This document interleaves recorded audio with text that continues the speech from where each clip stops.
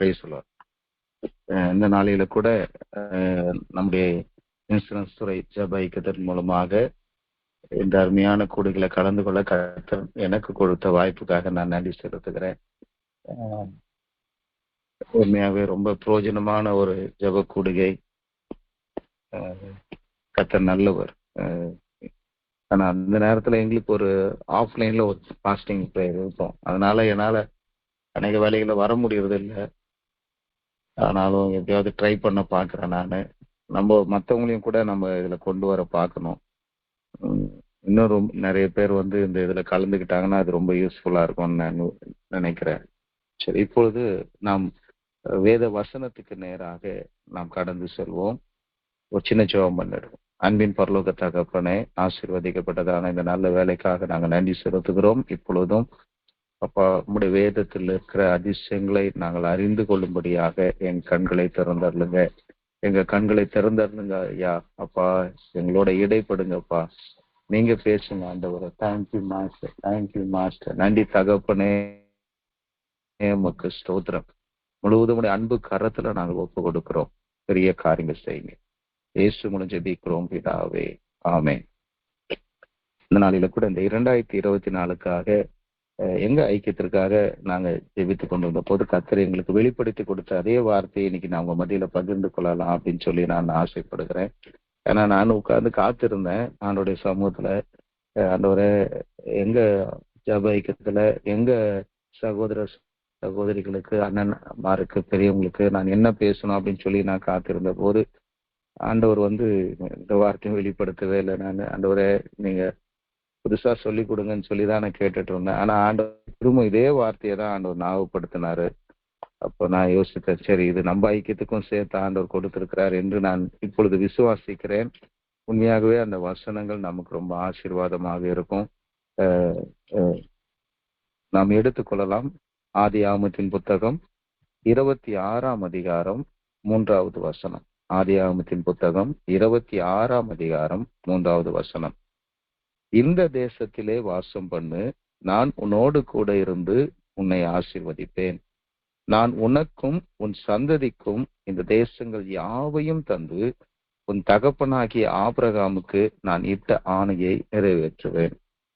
இந்த தேசத்திலே வாசம் பண்ணு, நான் உன்னோடு கூட இருந்து உன்னை ஆசீர்வதிப்பேன். இந்த வார்த்தையை தான் ஆண்டவர் இந்த 2024 எங்க ஊழியத்திற்காக, எங்க தனிப்பட்ட முறையில குடும்பங்களுக்காக நாங்க ஜெபித்த போது கர்த்தர் எங்களுக்கு கொடுத்தார்.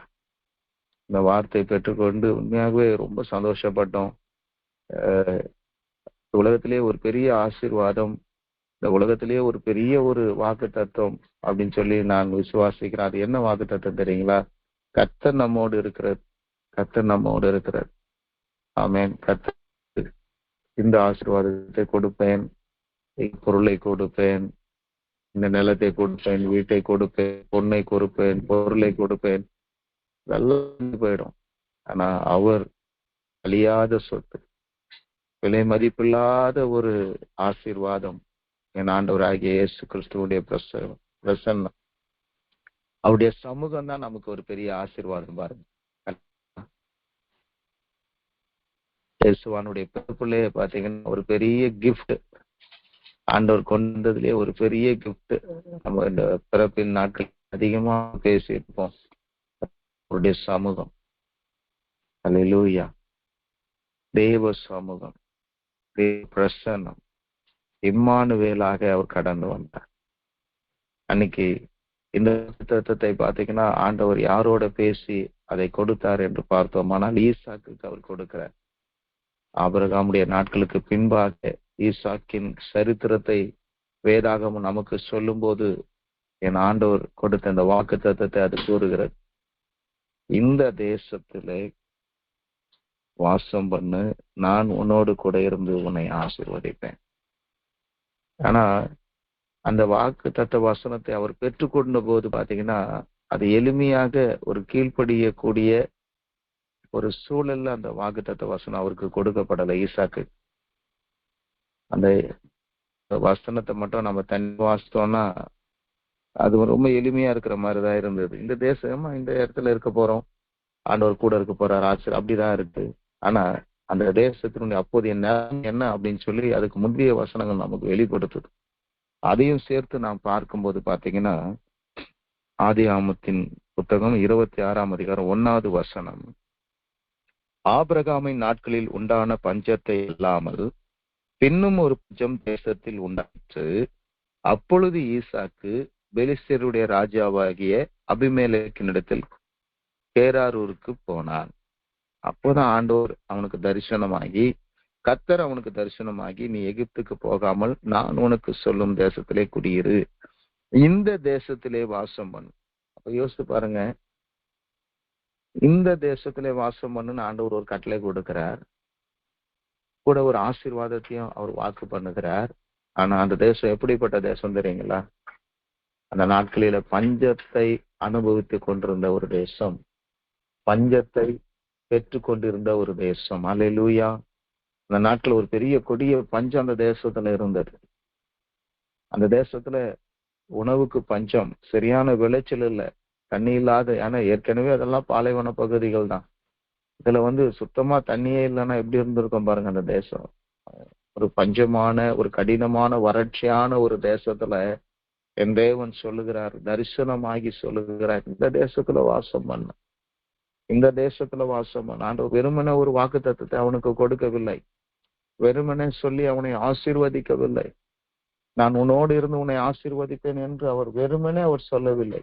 அவர் சொல்லுகிறார், இந்த தேசத்திலே வாசம் பண்ணு, இந்த தேசத்திலே வாசம் பண்ணு, நான் உன்னோடு கூட இருந்து உன்னை ஆசீர்வதிப்பேன். உண்மையாகவே இந்த வார்த்தையை நாங்கள் பெற்றுக்கொள்ளும் போது எனக்கு இந்த தேசத்தினுடைய நிலைமை, நாம் இன்னைக்கு இருக்கிற இந்த இந்திய தேசத்தினுடைய நிலைமை என் கண் முன்பாக வந்தது. இந்த வார்த்தைகளை கர்த்தர் என்னோட பேசின போது இன்னைக்கு நான் வசிக்கிற பகுதியில, விசேஷமாக சென்னை பட்டணத்துல இருக்கிற நிலைமைகள் என் கண் முன்பாக வந்தது. இந்த வார்த்தையை கர்த்தர் என்னோட பேசின போது என் கண் முன்பாக நம்முடைய எல்ஐசி நிறுவனம் வந்தது. நீ யோசித்து பாருங்க, எல்ஐசியில கூட நம்ம பணியாற்றி கொண்டிருக்கிறோம். நம்ம எல்லாருக்கும் நல்லா தெரியும், 93 நான் சேர்ந்த போது இருந்த நிலைமை கொஞ்சம் கொஞ்சமா மாறி இன்னைக்கு பாருங்க, ரொம்ப இப்போ சடனா ரொம்ப பெரிய தலைகீழ் மாற்றம் போல எனக்கு தோன்றுகிறது. இன்னைக்கு யூனியன்லாம் செயலிழந்து போன ஒரு நிலைமை. எதுக்கும் நெகோசியேஷன் கிடையாது. எல்லாத்துக்குமே இஷ்டமா அதிகாரத்துல இருக்கிறவங்க செய்து போகக்கூடிய ஒரு சூழல் இன்னைக்கு நம்ம நிறுவனத்துல உருவாகி இருக்கிறது. நம்ம என்விரான்மெண்ட், அந்த பணி சூழல் என்பது மிகவும் ரொம்ப சேஞ்சான ஒரு நிலையில நாம் வாழ்ந்து கொண்டிருக்கிறோம். ஆனா இந்த சூழ்நிலையில என் ஆண்டவர் அருமையா ஒரு காரியத்தை நமக்கு வாக்கு பண்ணுகிறார். இப்ப எந்த சூழ்நிலையில இருந்தாலும் பரவாயில்ல, நீங்க எந்த சூழ்நிலையில வைக்கப்பட்டிருந்தாலும் பரவாயில்ல. ஒருவேளை கடினமான ஒரு சூழ்நிலையா இருக்கலாம், ஒருவேளை அது வறட்சியான ஒரு சூழ்நிலையா இருக்கலாம், ஒருவேளை அது உங்களுக்கு ரொம்ப மன அழுத்தத்தை கொண்டு வருகக்கூடிய ஒரு சூழலாக அது காணப்படலாம். ஆனாலும் என் தேவன் இன்னைக்கு நமக்கு கொடுக்கிற ஒரு வாக்குத்தத்தம், இந்த தேசத்தில் வாசம். எந்த இடத்துல எந்த சூழல்ல நீங்க வைக்கப்பட்டிருக்கிறீங்களோ அதே இடத்துல கர்த்தர் உங்களை இருத்தி பார்க்க விரும்புகிறார். அதே இடத்துல கர்த்தர் நம்மை பொருத்தி அதே இடத்துல நாம் வாசம் பண்ணி அந்த ஆசீர்வாதத்தை, கர்த்தருடைய நன்மையை ருசிக்க அவர் எதிர்பார்த்து இருக்கிறார். ஹல்லேலூயா. இந்த தேசத்தில் வாசம் பண்ணு, இந்த தேசத்தில் வாசம் பண்ணு. அதற்கு பின்பாக ஆண்டவர் சொல்லுகிற ஒரு காரியம், நான் உன்னோடு இருப்பேன். யோசித்து பாருங்க, அங்க சேஞ்ச் எது தெரியுங்களா? அந்த சூழல் எல்லாம் கரெக்ட். இந்த தேசத்துல கூட பாருங்க, இன்னைக்கு நம்ம ஜெபம் பண்ணோம், இன்னைக்கு உண்மையாகவே நல்லா இல்லை, எதுவுமே நல்லா இல்லை. நம்ம பாக்குறோம், வெளிப்படையா பாக்குறோம், ரொம்ப காழ்ப்புணர்ச்சி அதிகமா இருக்குது. ஒரு வெறுப்பை பிசாசு பயங்கரமா விதைத்து கொண்டு பயங்கரமான ஒரு போராட்டம். அது இன்னைக்கு பாத்தீங்கன்னா தன்னுடைய சகல வல்லமும் இங்க தேசத்துல கட்டவிழ்க்கப்பட்டிருக்கிற ஒரு சூழல்ல தான் நம்ம வாழ்ந்து கொண்டிருக்கிறோம். பயங்கரமா கிரியை செய்து கொண்டிருக்கிறான், அநேக மனிதர்களை பயன்படுத்தி கொண்டிருக்கிறான், வெறுப்பை உமிழ்ந்து கொண்டிருக்கிறான், கொலைவெறியாக அவன் ஒரு சில இடங்களில கர்த்தருடைய பிள்ளைகளுக்கு விரோதமாக செயல்பட்டு கொண்டிருக்கிறான். எல்லாம் தவறான ஒரு நிலைமையில தான் இருக்கிறோம், எதிர்மறையான ஒரு சூழல்ல தான் நம்ம வைக்கப்பட்டிருக்கிறோம். உண்மைதான். ஆனா அங்க வித்தியாசம் என்ன தெரியுங்களா? அங்க அந்த சூழலை மாற்றக்கூடிய ஒரு காரியம் என்ன தெரியுங்களா? அந்த காரணி என்ன தெரியுங்களா? கர்த்தருடைய பிரசன்னம். ஹல்லேலூயா. ஆமென். ஆமென். எதிர்மறையான சூழ்நிலை வசிக்க தகுதியா இருக்குதா? இனிமே வாழ முடியுமா? இந்த தேசத்துல இருக்க முடியுமா? இப்பவே அநேக ஊழியர்கள் நான் பேசும்போது சொல்றாங்க, திரும்பவும் ஒரு ஆட்சி வந்துடுச்சுன்னா, திரும்பவும் இவங்க இன்னொரு டைம் வந்துட்டாங்கன்னா நினைக்கவே பயங்கரமா இருக்கு தம்பி அப்படின்னா. எதிர்காலம் கொஞ்சம் இருட்டா இருக்கிற மாதிரி தான் தெரியுது. ஆனா என் ஆண்டவர் அருமையா ஒரு காரியத்தை சொல்லுகிறார். இந்த தேசத்திலே வாசமா, இந்த தேசத்திலே வாசமா, இது எல்லாவற்றையும் மாற்றக்கூடியவர், இந்த சூழல் எல்லாவற்றையும் அடக்கி ஆளக்கூடியவர், இந்த சூழலில் மேலமாக, இந்த சூழ்நிலைகள் மேலாக நமக்கு வெற்றி அளிக்கக்கூடியவர் இன்னைக்கு நம்மோட வந்து கொண்டிருக்கிறார். அவர் வந்து கொண்டிருக்க நம்மோட அவர் வந்து கொண்டிருக்கிறார். அவர் சொல்லுகிறார், உலகத்தில் இருக்கிறவனிலும் உங்களில் இருக்கிறவர் தெரியும். ஆமென். 1 யோவான் 4:4 அவர் நம்மோட வந்து கொண்டிருக்கிறார். பெரியவராக வந்து கொண்டிருக்கிறார். சர்வ வல்லமையுள்ளவர் நம்மோட வந்து கொண்டிருக்கிறார். நான் அவன் கூட இருப்பேன்னு சொல்றேன். நான் அவன் கூட இருப்பேன். அவன் கூட இருப்பேன். நான் எப்பவுமே ஆண்டவரோட பேசணும். நான் சொல்லப்பா, எனக்கு எது இல்லைனாலும் பரவாயில்ல ஆண்டவர், எது என்ன விட்டு போனாலும் பரவாயில்ல, நீங்க என் கூட இருக்கணும், நீங்க என் கூட இருக்கணும் சுவாமி, நீங்க என்ன நடத்தணும், யாரை இழந்தாலும் நான் இழந்துடக்கூடாது ஆண்டவரை சொல்லி என் ஜபத்துல அநேக தடவை ஆண்டவரோட நான் பொருத்தனை பண்ணியிருக்கேன். ஏன்னா நமக்கு வருகிற எந்த நிலைமையும் மாற்றக்கூடியவர் நம்மோட இருந்தா நம்ம எதுக்கும் பயப்பட வேண்டிய அவசியமே கிடையாது. நம்ம கலங்க வேண்டிய அவசியமே கிடையாது. எல்லாவற்றையும் அவர் பார்த்துக்கும். ஒரு அழகா வாக்கு பண்றாரு, இந்த தேசத்தெல்லாம் பார்க்காதப்பா, இந்த தேசத்து நிலைமையெல்லாம் நீ பார்க்காத, எங்க இரு, நான் கூட இருப்பேன். I will take care. நான் இதை பொறுப்பு எடுத்துக்கொள்றேன்னு சொல்றாரு ஆண்டவர். அல்லேலூயா. அது மாத்திரமல்ல, ஒரு அழகா சொல்றாரு, இந்த தேசத்துல நான் உன்னை ஆசீர்வதிப்பேன். ஓ ஜீசஸ், எவ்வளவு அழகா இருக்கு இல்ல? நீங்க நம்ம ஆட்களே ரொம்ப பேர் யோசிக்கிறாங்க, ஐயோ என்னையா ஊர் இது, என்ன ஊர், அதுவும் விசேஷமா நம்ம பிள்ளைங்களாம் ஐடி எல்லாம் வேலை செய்யறாங்க, இந்த சொந்தக்கார பிள்ளைங்களாம் சரி வந்தாவே சலிச்சு கொள்வாங்க. மாமா இந்த ஊர் சரி, என்ன இப்படி இருக்கு, என்ன இந்த மாதிரி இருக்கு, அது இப்படி இருக்கு, இது இப்படி இருக்கு அப்படிதான் சொல்லுவாங்க. என்னுடைய ஒய்ஃப் அண்ணன் மாதிரிலாம் கூட பாத்தீங்கன்னா அங்கேயே வீடு கட்டி செட்டில் ஆயிட்டாங்க. கனடா, யுஎஸ் அங்கேயே செட்டில் ஆயிட்டாங்க. இல்ல இங்கேயே நல்லா இருக்கு. இல்ல இன்னைக்கு என்ன யோசிக்கிறாங்கன்னா, எப்படியாவது இங்க இருந்து கடந்து போயிடுவோம், இதோடைய நல்ல இடத்துக்கு போயிடும் அப்படின்னு நான் யோசிக்கிறேன். ஆனா ஆண்டவர் நம்ம இந்த தேசத்துல வைத்திருப்பதுக்கு ஒரு நோக்கம் இருக்கு.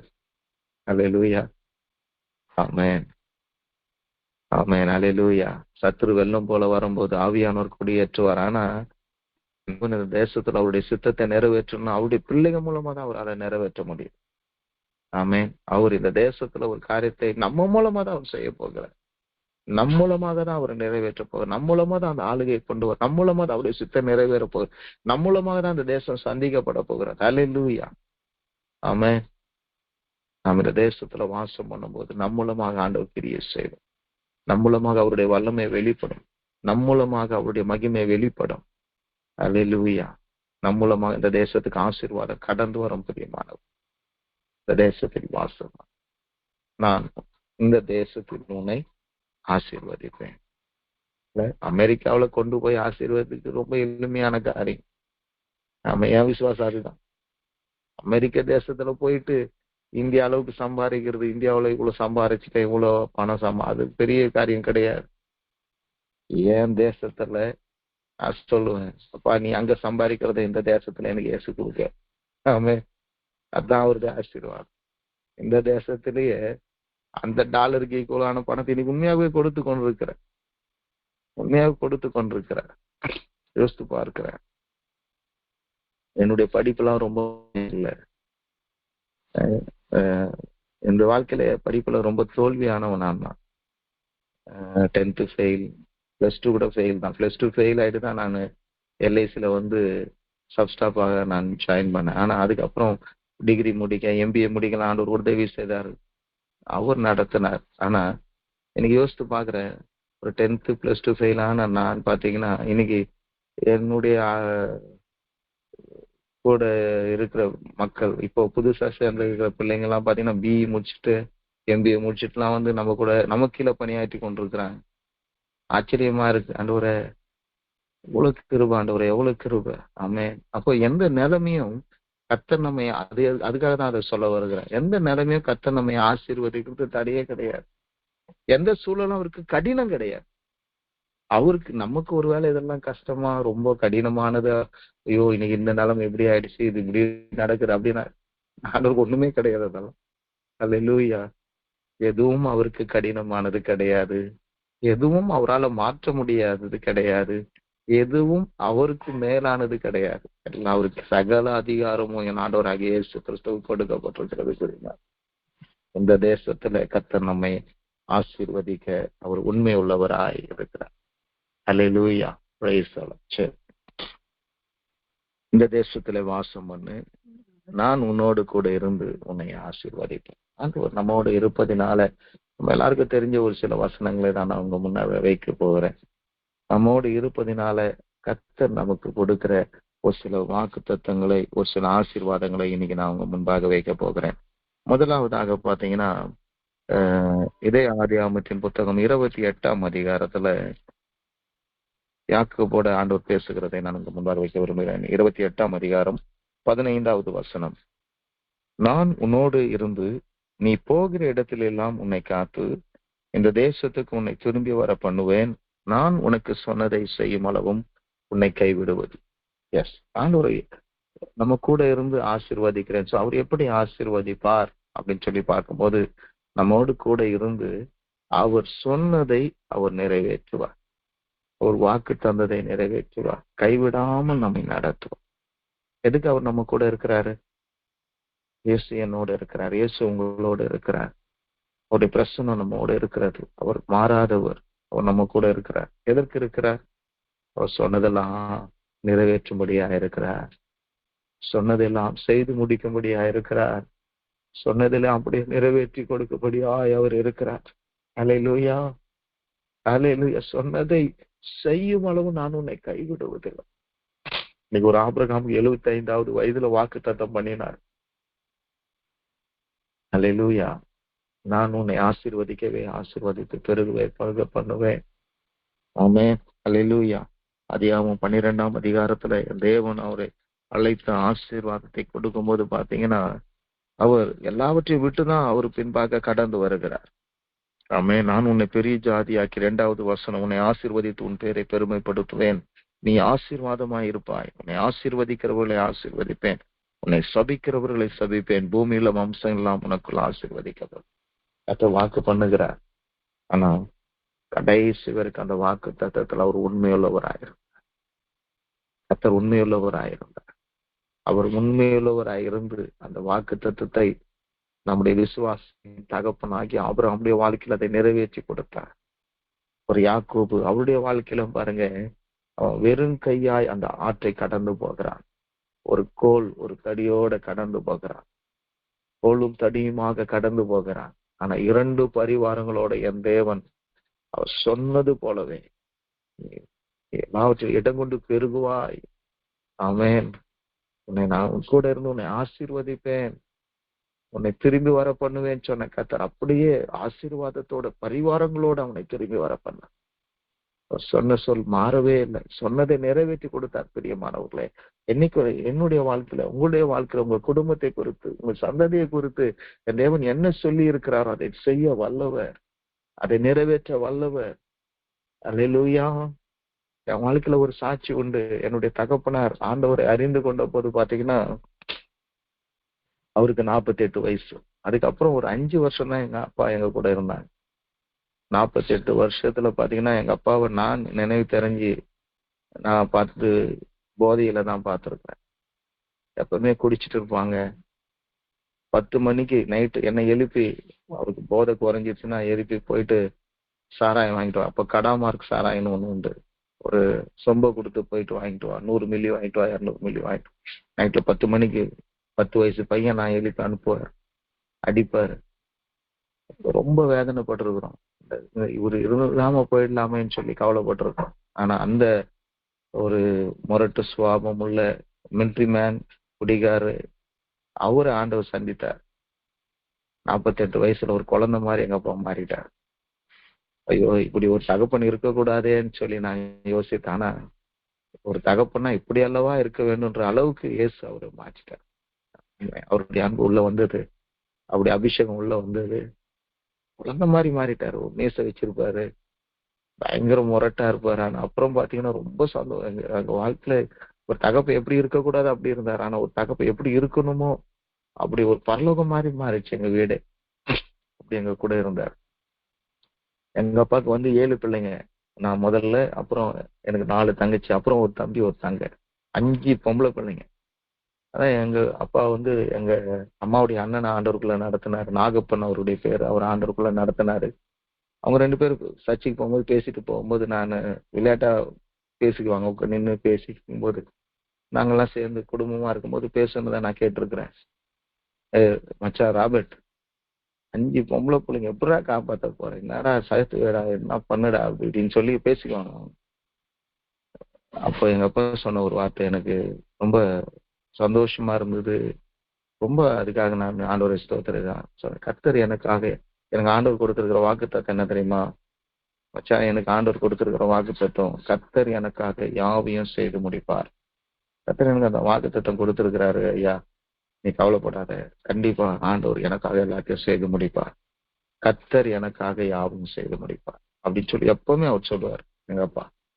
அந்த வார்த்தையை எப்பவுமே அறிக்கை பண்ணி கொண்டிருப்பார் எங்க அப்பா. ஒரு வாடகை வீட்டுலதான் இருந்தோம், ஒன்றும் இல்லாத ஒரு நிலைமை தான். ஏன்னா அவரு நிறைய சம்பாதிச்சாரு, எல்லாத்தையும் அவரே குடிச்சு அழிச்சிட்டாரு. ரொம்ப கஷ்டம். ஆனா கூட இந்த சூழ்நிலை திடர்னு அவர் இறந்துட்டார். 91 எங்க அப்பா இறந்து போயிட்டாங்க. அவருடைய கல்லறையில நாங்க அந்த வசனத்தை எழுதி வைத்தோம், கர்த்தர் எனக்காக யாவையும் செய்து முடிப்பார். 91 அவர் இறக்கும் போது என்னுடைய முதல் தங்க பாத்தீங்கன்னா +2 விஆர்பியில ராணிப்பேட்டில் ஹாஸ்டல்ல படிச்சுட்டு இருந்தா, +2 படிச்சுட்டு இருந்தா. அவளுக்கு 17 வயசு, எனக்கு 18 வயசு எனக்கு. அவளுக்கு அந்த 16 கிட்ட இருக்கும். அந்த +2 போயிருக்கிறா அந்த டைம். அதுக்கப்புறம் பாருங்க, அப்போ முதல் தங்கி அந்த வயசுனா, அப்புறம் கீழே கடைசி தங்க 4 வயசு. என் கடைசி தங்கிக்கு 4 வயசு, 5 பெண் பிள்ளைங்க. எங்க அப்பா இறந்து போயிட்டாரு. ஆனா என் ஆண்டவர் பாருங்க, அவர் கொடுத்த வாக்குத்தத்தம், அவர் கடந்து போயிட்டாரு.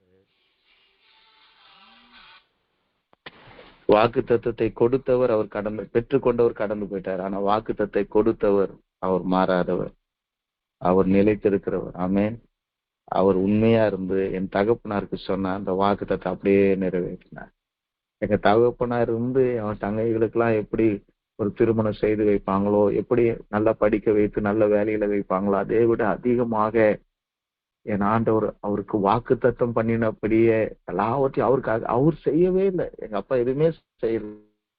ஆனா கர்த்தர் அவருக்காக எல்லாவற்றையும் செய்து முடிச்சிட்டார். நான் சாட்சியா சொல்லுவேன். அழகான எல்லா பிள்ளைகளும் திருமணமாகி குழந்தை குட்டியோட சந்தோஷமா இருக்கிறாங்க. கர்த்தர் செய்தார், கர்த்தர் செய்தார். நான் ஒரு முதல் மகனாக நான் அதெல்லாம் எடுத்து செய்யும் போது பாத்தீங்கன்னா, ஒரு திருமணத்திலையும் எங்கெங்கிருந்து உதவி கிடைக்கும், நாங்க யோசிக்காத மாதிரி எல்லாம் கர்த்தர் நடத்துவார், அற்புதமா நடத்துவார். அப்பதான் நான் யோசித்தேன், அவர் நடத்துகிறார், அவர் செய்கிறார். வாக்குத்தத்தம் பண்ணினவர் உண்மையுள்ளவர், அவர் நிறைவேற்றுகிறார். எதுக்கு சொல்றேன்னா பாருங்க, வாக்குத்தத்தத்தை பெற்றுக்கொண்டவர் இல்ல, ஆனா என் தேவன் எவ்வளவு உண்மையுள்ளவராய் இருந்து அதை நிறைவேற்றுறாரு பாருங்க. ஆமென். சொன்னதை செய்யும் அளவும் என் தேவன் நம்மை கைவிடவே மாட்டார், கைவிடவே மாட்டார். அல்லேலூயா. அவர் அப்படியே நம்மை நடத்தி செல்ல அவர் வல்லவராயிருக்கிறார். இரண்டாவதாக இன்னொரு காரியத்தை நான் முன்பாக வைக்க விரும்புகிறேன். யோசுவாவின் புத்தகம் 1ஆம் அதிகாரம், யோசுவாவின் புத்தகம் 1ஆம் அதிகாரம் 5வது வசனம். நீ உயிரோடு இருக்கும் நாளெல்லாம் ஒருவனும் உனக்கு முன்பாக எதிர்த்து நிற்பதில்லை. நான் மோசையோடு இருந்தது போல உன்னோடும் இருப்பேன். நான் உன்னை விட்டு விலகுவதும் இல்லை, உன்னை கைவிடுவதும் இல்லை. ஆமென். ஒரு யோசுவா ஊழியத்தின் பாதையில அவர் அழைக்கப்பட்ட போது ஒரு தலைவனாக அடுத்த ஒரு கர்த்தருடைய தாசனாக அந்த தேவ ஜனங்களை வழிநடத்தியாய் யோசுவா அழைக்கப்பட்ட போது என் தேவன் கொடுத்த ஒரு வாக்குத்தத்தம். எதற்கு இயேசு நம்மோடு இருக்கிறார்? அவர் இருந்து நம்மை ஆசீர்வாதத்தை அவர் செய்வது என்ன அப்படின்னு சொல்லி பார்க்கும்போது, அவர் நம்மோடு இருந்து நம்முடைய பொறுப்புகளை, நம்முடைய கடமைகளை அவர் நிறைவேற்ற உதவுகிறார். நான் எப்பவுமே எங்க பிள்ளைங்கிட்ட சொல்லுவேன், ஒரு ஊழியத்தை நாங்க பிளான் பண்ணும்போது அதுக்கு ஒரு சிலரை பொறுப்பாளரா போடுவோம். இது விபிஎஸ் 2023 நீதாமா இன்சார்ஜ், ஒரு 15 இடத்துல எடுக்கணும், நீதான் எல்லாம் பொறுப்பு, நீதான் அதை செய்யணும், அதுக்காக நீதான் ஜெபம் பண்ணணும், அதுக்காக எல்லாரையும் கோஆர்டினேட் பண்ணணும், அந்த இயக்குநர்களுக்கெல்லாம் நீதான் இது பண்ணணும், ட்ரைனிங் நடத்துறது நீதான் பொறுப்பு. அது கூட எல்லாரும் இருப்போம்னு வச்சுக்கிடுங்க, பொறுப்பு ஒருத்தர் ஒரு இன்சார்ஜ் போடும். அப்போ என்னோட பேசின ஆண்டோடைய வார்த்தை என்னன்னா, நம்ம ஒரு பொறுப்பை கொடுக்கும்போது அதுக்கு ஏற்ற கிருபையும் கத்தர் கொடுப்பார். பொறுப்பை கொடுக்கறது அவரு தான், நம்ம கொடுக்கறது இல்லை. பொறுப்பை ஒருத்தருக்கு அப்போ அந்த பிள்ளைகிட்ட சொல்லுவேன், தங்கச்சி கவலைப்படாதீங்க, இன்னைக்கு இந்த விபிஎஸ் உடைய இன்சார்ஜா இருக்கிறீங்க, இந்த இன்சார்ஜா உங்களை ஏற்படுத்துறது கத்தர். அதற்கேற்ற கிருபையை கத்தர் கொடுப்பார், அதற்கேற்ற வல்லமையை கத்தர் கொடுப்பார், அதுக்கேற்ற அபிஷேகத்தை கத்தர் கொடுப்பார், அதுக்கேற்ற விதத்துல உன்னை நடத்துவார். ஏன்னா பொறுப்பை கொடுக்கிறவர் அவர். அல்லேலூயா, ஆமென். ஆண்டவர் நம்மோடு இருந்து என்ன செய்கிறார்? நமக்கு கொடுக்கப்பட்டிருக்கிற கடமைகளில, பொறுப்புகளில அவர் நம்மை உற்சாகப்படுத்தி நடத்துகிறார். எவ்வளவு உற்சாகப்படுத்துறாரு பாருங்க. அங்க நான் உன்னை விட்டு, அவருக்கு என்ன பயம்னா, இந்த மோசையோட இருந்து இந்த மக்கள் பண்ணின அந்த பிரச்சனைகளை பார்த்த ஒரு மனிதன் யோசுவா. யாரு என்ன விதத்துல பிரச்சனை கொண்டு வருவானே தெரியாது. இஸ்ரவேல் ஜனத்துக்கு ஆண்டவர் கலகமுள்ள வணங்கா கழுத்துள்ள ஜனங்க. அல்லேலூயா, கலகம் பண்றவங்க, பரீட்சை பாக்குறவங்க. அல்லேலூயா, ஒரு மோசையை அந்த பாடுபடுத்தின ஜனம். அப்ப கொஞ்சம் பயத்தோட தான் யோசுவா அந்த இடத்துல எழுப்பி நின்று இருப்பாருன்னு நினைக்கிறேன். பாண்டு சப்பா, நீ கவலைப்படாது, ஒன்னு சொல்றேன், நான் உன்னை விட்டு விலகவும் மாட்டேன், உன்னை கைவிட. அல்லேலூயா, எவ்வளவு அருமையான ஒரு ஆண்டவர் பாரு. மத்தவனா நம்மளை முன்னாடி தள்ளி விட்டுட்டு பின்னாடி ஒதுங்கி போயிடுவான். இல்ல உலக பிரகாரமான பாருங்களேன், நம்ம அலுவலகத்திலேயே ஒரு கஷ்டமான பணினா நம்மள தள்ளி விட்டுருவான், அவங்க ஒதுங்கி போயிடுவாங்க. நம்ம அப்புறம் பார்த்தீங்கன்னா ரொம்ப கஷ்டப்பட்டு அதை முடிக்கிற மாதிரி இருக்கும்.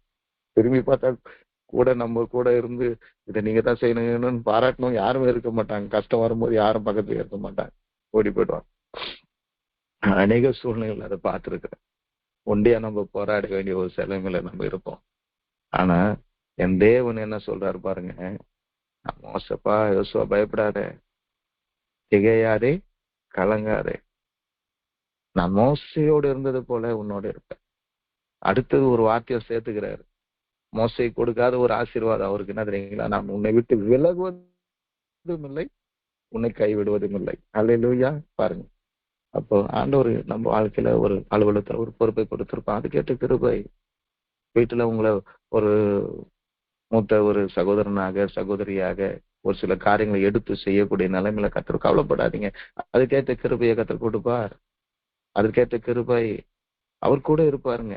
அவர் கூட இருப்பார், உங்களை அற்புதமாய் நடத்தி செல்வார். வாழ்க்கையில பார்த்திருக்கிறேன். ஆமென், அல்லேலூயா. எனக்கு அந்த கிருபை தெரியும். ஆமென், அந்த கிருபை தெரியும். ஏன்னா அப்பா விட்டுட்டு போற பிறகு நான் தான் வீட்டுக்கு தலைமை பிள்ளையா இருந்து என் குடும்பத்தை நடத்த வேண்டிய ஒரு பொறுப்பு என் தலைமையில விழுந்தது. ஆனா அப்பா கூடவே இருந்தாங்க, அப்பா கூடவே இருந்தார், அவர் கைவிடவே இல்லை. அவருக்கு நான் எப்பவுமே ஜெபம் பண்ணேன், ஆண்டவரே, இந்த உலக பிரகாரமான தகப்பனும் எனக்கு கிடையாது, எனக்கு பரலோக அப்பாவும் நீங்க தான், உலக பிரகாரமாவும் இங்க உலகத்துல நீங்க தான் எனக்கு அப்பா, நீங்க தான்ப்பா செய்யணும் அப்படின்னு சொல்லும் போது ஓ கிருபையா கத்தர் எனக்கு இறங்கி இருக்க, அவ்வளவு அருமையா கத்தர் என்னை இறக்கம் பாராட்டி நடத்தி இருக்க. ஒரு இடத்துல கத்தர் என்னை வெக்கப்படுத்த விட்டதில்லை, ஒரு இடத்துல கத்தர் என்னை கைவிட்டதை நான் பார்த்ததே. அவ்வளவு அருமையாக கத்தர் என்னை நடத்தி இருக்க. அதே தெய்வம் நம்ம கூட வந்து கொண்டிருக்கிறார். அவர் நம்ம கூட இருக்கிறார்னா ஒண்ணு தெரியும், நம்ம பொறுப்புகள் அவர் நமக்கு உதவி செய்வார், நம்முடைய காரியங்களை கத்தர் நமக்கு உதவி செய்வார், அவர் நம்மை நடத்துவார், அற்புதமாய் நடத்துவாருங்க, அற்புதமாய் நடத்துவார். ஆமென். அது ஒரு வித்தியாசமான ஒரு கிருபை பாருங்க. அந்த பொறுப்புக்கேற்ற ஒரு ஒரு வல்லமை நம்ம கூட வரும், ஒரு மேன்மையை கத்தர் கொடுக்கும். இந்த அருமையான யோசுவாவுக்கு நடந்ததை பார்க்கிறோம். அங்க பாத்தீங்கன்னா அந்த எரிகோவுடைய வெற்றிக்கு முன்பாகவே ஆண்டவர் சொல்றாரு, என்னை எல்லாருடைய கண்களுக்கு முன்பாக மேன்மைப்படுத்த போறேன் யோசுவா. எல்லாருக்கு முன்பாக உன்னை மேன்மைப்படுத்த போகிறேன். அல்லேலூயா. எஸ், அந்த யோர்தானை கர்த்தர் அவனுக்கு முன்பாக பிளந்தார். அவர்கள் அந்த ஆசாரியருடைய கால்கள் பட்டிருந்த யோர்தான் பிரிந்து அது ஒரு மலை போல அப்படியே குவியலாக நின்றது. ஏன்னா, அது கடல் ரெண்டா பிளந்தாரு. இது அப்படி இல்லை. ஒண்ணு ஓடிடுச்சு, ஒரு பக்கம் கடல்ல போய் சேர்ந்துடுச்சு. இந்த பக்கம் பார்த்தா ஃபுல்லா வறண்டு போயிருக்கு யோர்தான். இந்த பக்கம் பாத்தீங்கன்னா தண்ணி குவியலான்னு இருக்கு. சதோன் போற வழியிற வரைக்கும் குவியலாக நிற்கிறது. அது நடுவில் ஆண்டவர் அந்த ஜனங்களை கடந்து போக பண்ணுகிறார். அந்த எல்லார் கண்களுக்கும் அவனுக்கு ஒரு மேன்மையை கொடுக்கிறார் ஆண்டு. பாருங்க எவ்வளவு அவர் பொறுப்பை கொடுத்தாருன்னா அதுக்கேற்ற ஒரு மேன்மை, அதுக்கேற்ற ஒரு மகிமை, அதுக்கேற்ற ஒரு வல்லமை. ஆமென். அவர் கொடுத்து நம்மை நடத்துவார்.